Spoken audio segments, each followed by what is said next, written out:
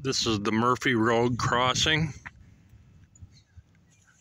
just a little bit east of County Line Road between Will and Grundy County, Illinois, just outside of Morris. It's actually named on the side of the box there, Seco Road, because of the recreational club here on the right-hand side. It's called Seco, but it's technically Murphy Road. These two tracks here are, this one here is usually outbound and the other one is inbound to Center Point in Elwood, Illinois. There's also a second intermodal facility in Joliet, which is just north of there.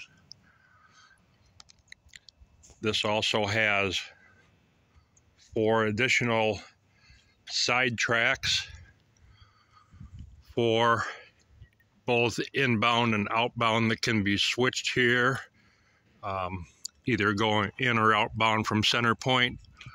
And some of the trains here sit for days loaded. I believe this one down here on the right with the flashing red light is a car carrier that's been sitting there for a few days, and then there's another empty car too, or set of cars I should say. But this location is a great spot to sit and watch the trains. Rural road, no one really out here a lot. See an occasional car here and there come by, but in general, not a lot of traffic. So this is a great spot, like I said, because anything that comes in or out of Center Point or the Joliet yard has to pass through here. A lot of traffic on a daily basis. If you sit here a couple hours, you usually see 5 or 6 trains on average. But like I said, just a great spot. Center Point Intermodal is about 5 miles northeast of here, and that's just south of Interstate 80 and Interstate 55, just south of Joliet, Illinois, in the USA.